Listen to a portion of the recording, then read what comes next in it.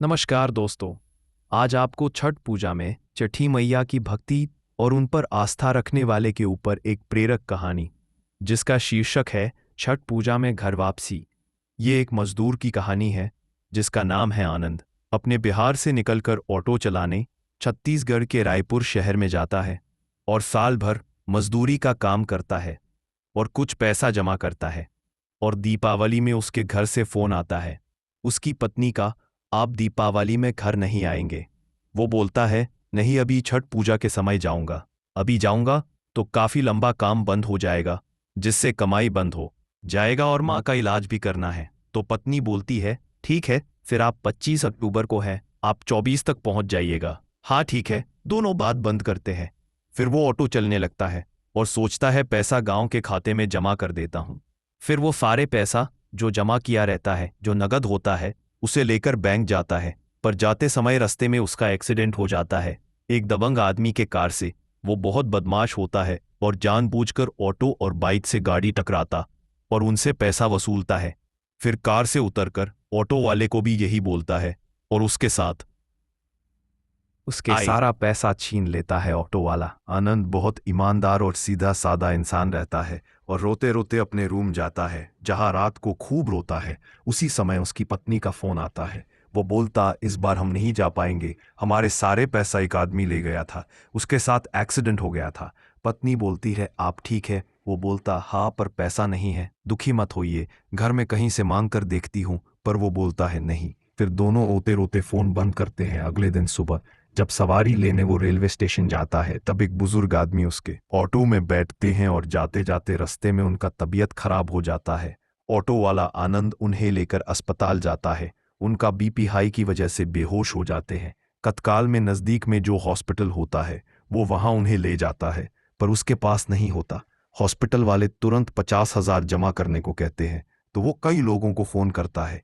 कुछ लोग फोन उठाते हैं और कुछ नहीं, पर पैसा कोई नहीं देता। फिर उसको याद आता है एक सेठ का जो कुछ गिरवी रखने पर 10% मासिक पर पैसा उधार देता है। वो तुरंत ऑटो लेकर उसके पास जाता है, फिर उसे सारी बात बताता है और सेठ बोलता है, देखो, तुम्हारे इस तरह के दयालुता से मेरा कोई लेना देना नहीं है। मुझे बस तुम ये बताओ तुम्हें कितने पैसा चाहिए और गिरवी क्या रखोगे। वो बोला, 50,000, और गिरवी में अपनी ऑटो रखूंगा। और मन में छठी मैया को याद करता है, माँ, ये क्या हो रहा है मेरे साथ? मैं किस ओर जा रहा हूं? तेरी पूजा के लिए साल भर पैसा जोड़ा, उसे कोई ले गया। अब रही सही एक सेकेंड हैंड ऑटो थी, वो भी गई। अब आगे आप ही सहारा हो। ये बोलकर अपनी ऑटो, जिसकी कीमत करीब 1 लाख थी, जो उसने सेकेंड हैंड खरीदा था, सेठ मान जाता है और ऑटो गिरवी अपने पास रखकर उसे पैसा देता है। वो उसे लेकर हॉस्पिटल में जमा करता है। फिर रात को वही रहता है और बुजुर्ग को एक दिन बाद होश आता है। तो बुजुर्ग पूछता है, मैं यहाँ कैसे आया? नर्स सारी बात बताती है। वो उसे बुलाओ। फिर वो ऑटो वाला आता है और कहता है, ऑटो वाला सारी बात बताता है। तो वो बुजुर्ग आदमी कहता है, अच्छा, बहुत अच्छा।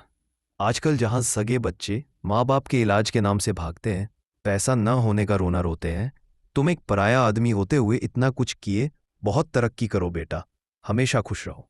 लेकिन आनंद उदास रहता है, मुस्कुरा कर जाता है। पर बुजुर्ग आदमी फिर उसे बुलाता है, जाते कहाँ हो भाई? तुम क्या काम करते हो? कहाँ से हो? बोलता है, बिहार से, और मैं ऑटो चलाता हूं। अच्छा। तो बुजुर्ग आदमी बोलते हैं, अच्छा, गिरवी से ऑटो छुड़ाने का पैसा नहीं लोगे? आपके पास यदि होंगे तो दीजिएगा, नहीं मैं मजदूरी करके उसे छुड़ा लूंगा। बुजुर्ग आदमी असल में एक बहुत बड़े सेठ रहते हैं। वो बनारस गए थे, अपने नाती पोतों को सरप्राइज देने के उद्देश्य से ऑटो में घर जा रहे थे। जब बुजुर्ग आदमी सारी बात सुनते, फिर अपने बच्चों को बुलाते हैं और उन्हें कहते हैं, आज मैं जीवित हूं तो सिर्फ इस नेक फरिश्ता दिल इंसान की वजह से। तुम लोग इसका कुछ अच्छा सा व्यवस्था कर दो। उनका बड़ा बेटा बहुत खुश होता है और शाबाश, बहुत बढ़िया काम किए हो। आप बताइए, आपको क्या चाहिए? आनंद बोलता है, मेरा ऑटो छुड़ा देते तो। अच्छा, ठीक है, किसके पास है आपका ऑटो? वो बताता है, उसका नाम और एड्रेस देता है और उसका बड़ा बेटा वहीं से फोन करता है उसके पास। और वो सेठ जो गिरवी रखे रहता है, वो इनके यहाँ मुनीम का काम करता है और पैसा ब्याज में लगाने का काम भी करता है।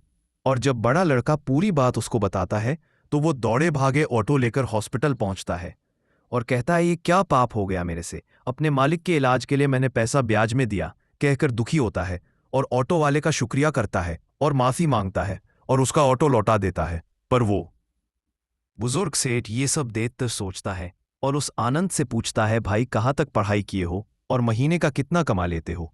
वो बोलता है 8 से 10 हज़ार और बीए पास हूं। अरे बहुत अच्छा। बुजुर्ग बोलता है, तुम्हें कार चलाना आता है? वो बोलता है हाँ। फिर बुजुर्ग आदमी बोलता है, कल से तुम मेरे खास ड्राइवर रहोगे और मुनीम जी के साथ हिसाब किताब का काम भी सीखोगे और तुम्हारी वेतन होगी 25,000 रुपये महीना। तुम्हें हमारे बंगले में एक क्वार्टर मिलेगा, वहां रहना और ये ऑटो चलाना छोड़ दो। और सुनो, तुम बिहार से हो, छठ पूजा में नहीं जा रहे हो।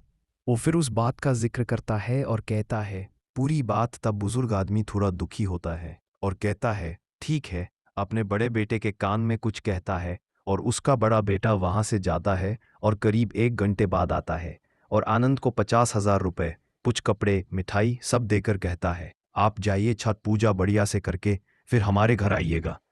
तब आनंद मुस्कुराते हुए वहां से हाथ जोड़कर चला जाता है। फिर ट्रेन का टिकट बुक करके ट्रेन में बैठता। उसी समय वो दबंग आदमी को कुछ लोग ट्रेन के पटरी के पास मार रहे होते हैं। ये चिल्लाकर उसे बचाता है और वो आदमी इसे पहचान लेता है और कहता है, तुम वो ऑटो वाले हो ना जिसका पैसा मैं लूटा था और तुम रोकर मुझसे कह रहे थे ये पैसा मैं छठ पूजा के लिए रखा हूं। अरे भाई, जिस दिन से वो पैसा मैं लिया हूं उस दिन जो मेरा दिन खराब हुआ है मैं सोच नहीं सकता। ये लो तुम्हारा पैसा। और उससे माफी मांगकर चला जाता है और आनंद छठी मैया को याद कर हाथ जोड़कर रोने लगता है। आप क्या परीक्षा लेती हो माँ? फिर ट्रेन चली जाती है।